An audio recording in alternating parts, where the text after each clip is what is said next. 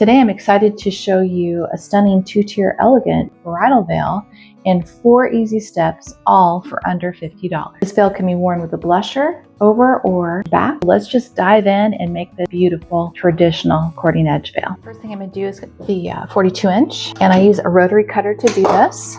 And you're going to apply a good amount of pressure because there's quite a few layers, and you're just going to cut it straight across with a yardstick. And you should get a nice clean cut edge. And now what we're going to do is cut the next one, which is going to be 36 inch. That'll be the blusher. Now I have the 36 inch cut, and I'm going to show you how to break that down, the 108 inch down to 72, and super easy. You're going to take and open this up. This is the 108 inch went this way. And all we're going to do, and this is where it's folded, I'm going to just fold that over. This is the length folded, and I'm going to just simply go to 36 inches. It's that simple, and that will cut us down to that 72 inch width. The next step is going to be to curve, and we're going to lay both of these on top of each other. We're going to try to line them up as best as we can. Now I'm going to go ahead and overlay them, and we're going to cut the curve at the same time. Both I'm going to line this one up, and then I'm going to put the other one on top of it. And the way I line these up is I take each of these corners and I put them together at a point. And I'm sure you can find your own way, but this is what works for me. I get them mostly lined up there, and then I'll flick. I'll kind of get them laying together. And then I'll hold these bottom edges and I'll flick, and we should get there pretty quickly. We did. Now I'm going to do a curve. There are a couple different ways you could curve this. I'm going to do the first curve you can do, which is more bubbled out. Now you could do a deeper curve, which I'm going to start more midway, about 3/4 into the veil. And now I'm going to cut up. And that's the curve that I'm going to go with. I kind of like a more long curve for this look. And now we are ready to put the cording edge on. So let's get the sewing machine out and start that process. We're going to take the corner that leads to the curve, and we're going to now sew this very tiny 1 millimeter cording edge. And this is rat tail cording, and basically it is a nice firm. So if you're learning how to do this, just take your time. Don't rush it, because this is a bit like target practice on this kind of thing. And there are different feet that you can use to do this kind of a thing. I don't do it that way. I've always done it the old-fashioned way. So whatever works for you, you go ahead and do that. So now I'm going to put the machine at a 3 width, 3 length.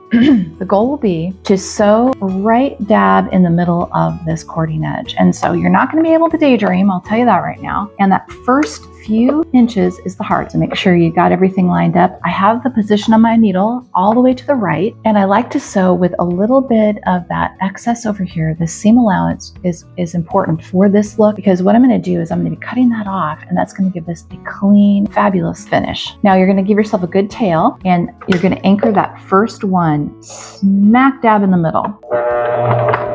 I like to put my cording in my hand like a letter S, and I'm going to hold very gently here. I'm not going to pull this. I'm not going to push it. I'm just gently holding it. I have the walking foot on, and we're just going to go down the length of this cording right in the middle. And as I mentioned, that first part is the hardest. So what I do is I hold this tail back here and I move forward.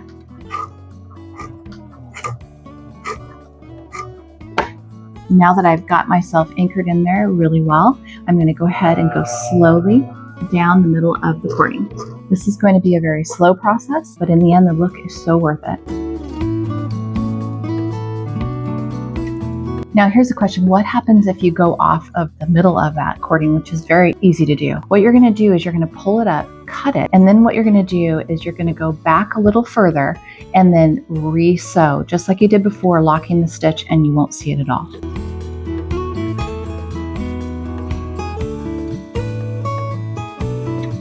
Now I'm at the curve, and what we're going to do is we're going to take it even slower, and as you're going around, you're just basically going to do the same thing, but you're going to have to go extra slow around the curve just so that you can get that nice curve and nothing gets warped or weird. And that's the same technique. You're going to hold here gently and just continue down just a little slower than normal. I made it past the curve. Now what I'm going to do is just keep going, and I'll meet you at the other end. I'm at the end, and I just wanted to mention one thing I didn't mention was that when I'm focusing on this cording, I'm actually looking at where the needle is plunging. And now I'm just going to finish this up. Now I'm going to lock that stitch.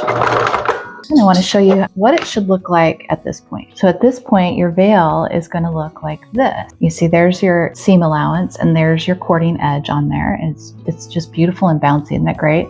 Wait till we trim this off. It's going to be just lovely.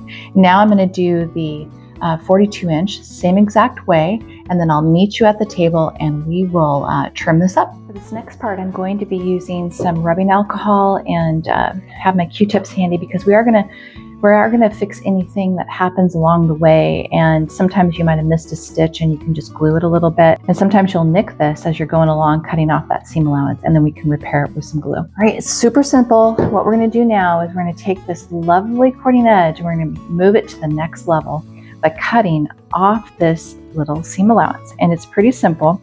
I use my fingers down here as a guide. So this is helping me have basically eyes underneath. And I'm going to take, these are my favorite scissors for this process. I can't do it with regular scissors like this. It just doesn't work as well. I feel like I have more control with these types of scissors.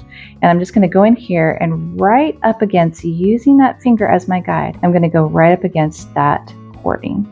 And then what inevitably happens is you have this incredibly clean edge. And it's pretty simple and fast going. You just kind of pull, pinch, and move along.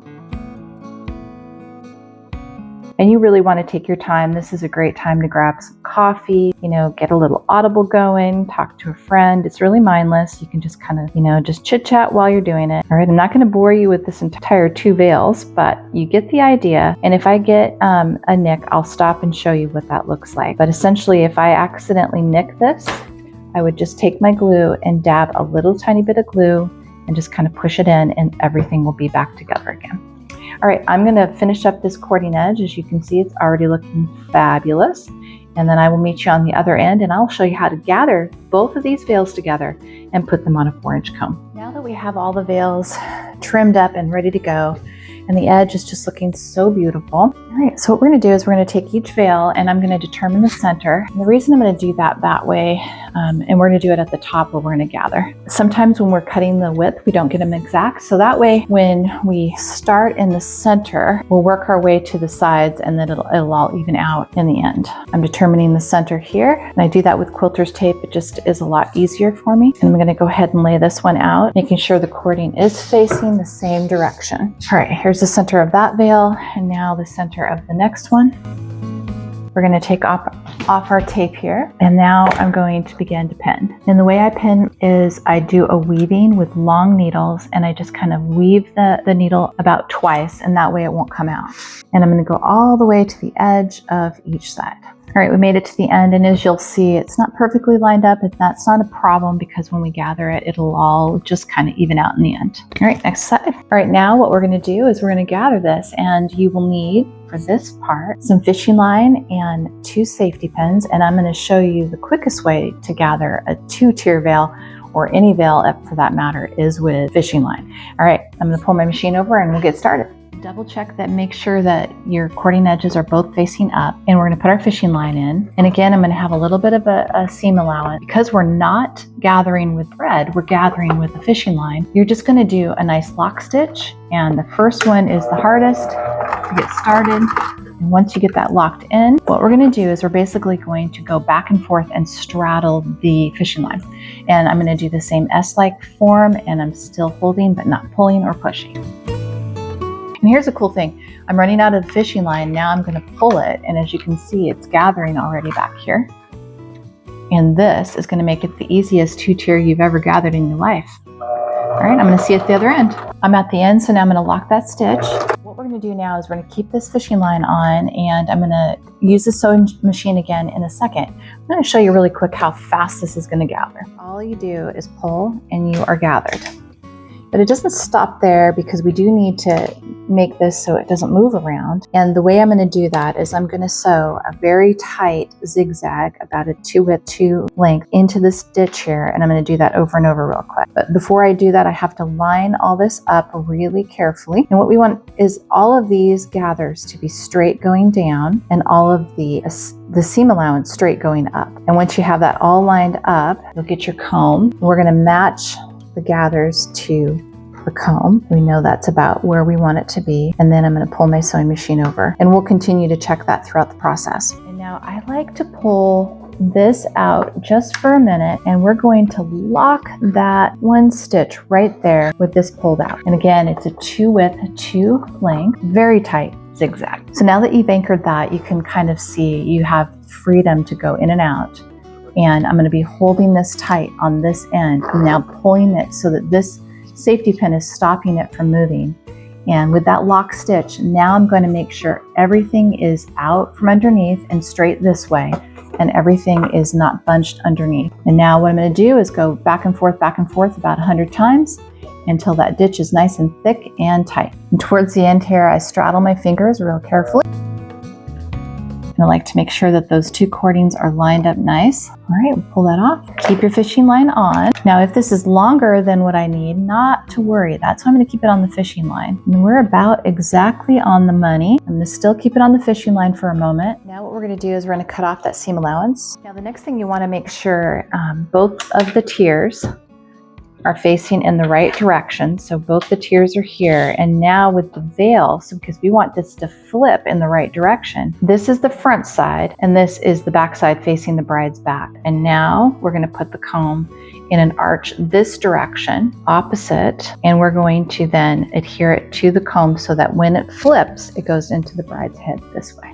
And I'm going to do that by pulling this off a little bit just to the side, and I'm going to place it with a whip stitch on the veil. What I like to do is I like to anchor the one side first. I'm right-handed, so I do like to sew from here up, but this first one, I anchor it. It just makes it easier so that because this is slightly over the size of the comb, which is not an issue and can happen, that way I can actually adjust it with the fishing line and making sure that the cording is nice and together. Now that I've anchored that side, I'm going to go ahead and line it up. And we're just slightly over, so I'm just going to pull that just slightly. And now that I know it's about the right size, I'm going to go ahead and put a dollop of glue all the way down.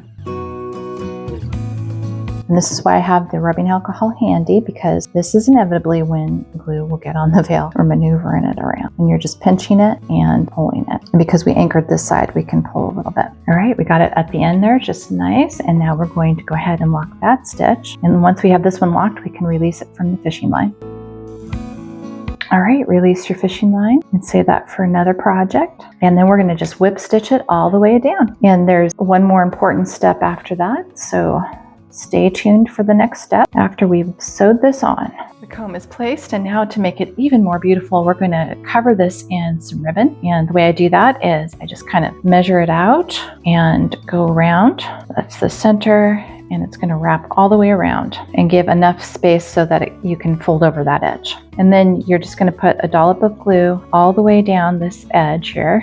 You can see why this is a danger zone. And I'm going to get it into just right into the nooks too, because we're going to push that ribbon all the way in there so it looks like it's kind of formed in one. And we're going to do that here in a sec. Right now I'm just placing it. There's lots of different ways to finish a comb. I have lots of tutorials in my playlist, Put a Comb on It, show you different ways to finish your comb, beading and all kinds of lovely ways. And then we just kind of go ahead and nice generous dab of glue all the way down this side. I'm going to roll this edge here. And now we're going to just go ahead and sandwich it deep down into this little crevice here. I want this to kind of like be formed together. If you like this tutorial on how to make two-tier veil, I have lots of other awesome videos of all different kinds of veils that you can check out and how to make an illusion veil from start to finish. It's a playlist and it's just chock full of fun things that you can binge watch. All right, there's your two-tier cording edge veil, and we are done. See you later, veil makers.